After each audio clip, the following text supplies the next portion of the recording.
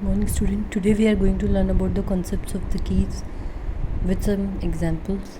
अब आप एक ही टेबल देखेंगे, इसमें एम्प्लॉय का डेटा है, उसकी आईडी, उसका फर्स्ट नेम और उसका लास्ट नेम। ठीक है, 3 एम्प्लॉयज़ का है ये। अब इसमें एम्प्लॉय आईडी क्या है? प्राइमरी की है। प्राइमरी की क्या होती है? जो नल नहीं हो सकती और यूनिक की हो जाती है प्राइमरी की। ठीक है, क्योंकि ये सिर्फ एम्प्लॉय जो फर्स्ट नेम है या लास्ट नेम है वो 2 एम्प्लॉयज़ का सेम भी हो सकता है, लेकिन जो एम्प्लॉय आईडी है वो सभी की यूनिक होगी, तो वो जो हमारा एम्प्लॉय रिकॉर्ड है उसको यूनिकली आइडेंटिफाई कर पाएगा। ठीक है, अब जैसे हमने लिखा है employee SSN number, employee name. ठीक है, तो अब इसके अंदर क्या होता है, सुपर की अगर जैसे सपोज हम बात करें तो ग्रुप ऑफ सिंगल या मल्टीपल कीज़ का जो आइडेंटिफाई करती है किसी भी रो को टेबल के अंदर। ठीक है, तो सिंगल या मल्टीपल कीज़ हो सकती हैं, एक से ज़्यादा कीज़ हो सकती हैं, जो कि आइडेंटिफाई करने के लिए रोज़ को टेबल में हम यूज़ करते हैं। तो यहाँ पर क्या है, एम्प्लॉय के एसएसएन नंबर और एम्प्लॉय का नेम नंबर। ठीक है, एम्प्लॉय नंबर और एम्प्लॉय एसएसएन ये दोनों ही एज अ सुपर की वर्क करते हैं। ठीक है, तो मतलब कि की बेसिकली क्या है, यूनिकली आइडेंटिफाई करने के लिए किसी भी रिकॉर्ड को।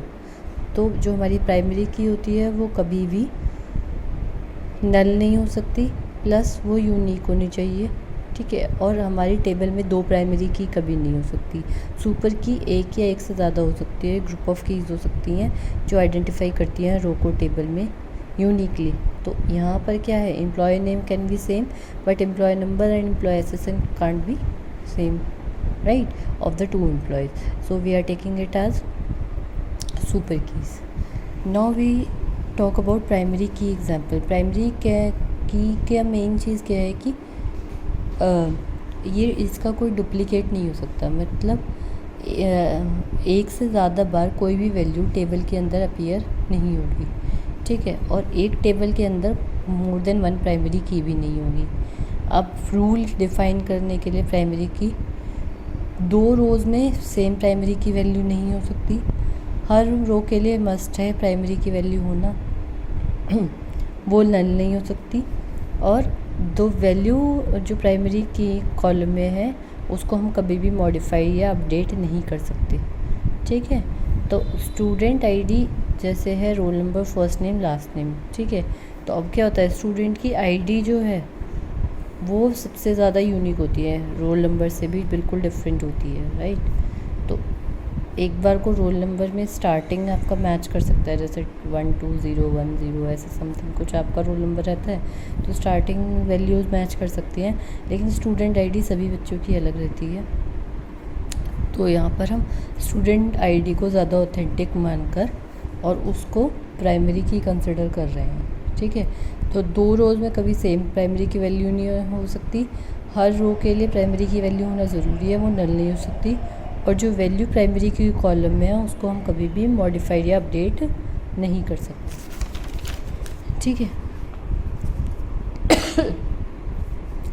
डिफरेंस बिटवीन प्राइमरी की और फॉरेन की। प्राइमरी की क्या होता है, किसी भी रिकॉर्ड को टेबल के अंदर यूनिकली आइडेंटिफाई करने के लिए हम प्राइमरी की यूज़ करते हैं। ठीक है, उसमें कभी नल वैल्यू नहीं हो सकती, पहले बता दिया गया है, और जो प्राइमरी की होती है वो हमारी हमेशा क्या होती है, सिंगल प्राइमरी की होगी किसी भी टेबल के अंदर।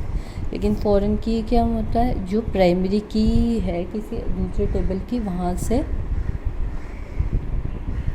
उस टेबल से ली जाती है, यानी कि दूसरी फॉरेन टेबल से अपने टेबल में ली जाए तो वो उसको बोल देते हैं फॉरेन की। इसलिए मल्टीपल नल वैल्यूज़ एक्सेप्ट कर सकती है।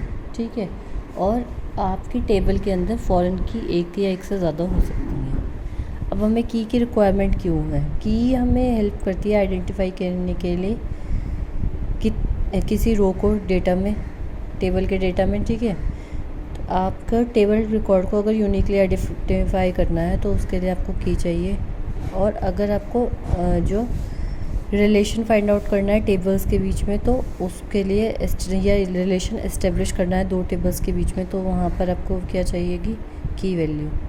ठीक है, तो की वैल्यू बेसिकली क्या है कि जो आपका डेटाबेस का रिकॉर्ड है उसको यूनिकली आइडेंटिफाई करने के लिए किसी डेटा को, वहाँ पर हमें रिक्वायरमेंट पड़ती है की। ठीक।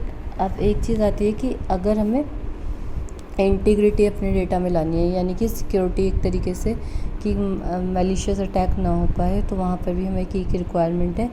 और ये इंश्योर करता है कि हर एक जो भी टेबल में डेटा है उसकी आइडेंटिटी प्लस जो दो टेबल हैं उनके बीच में रिलेशनशिप, ये सब चीज़ें कौन इंश्योर करता है की। ठीक।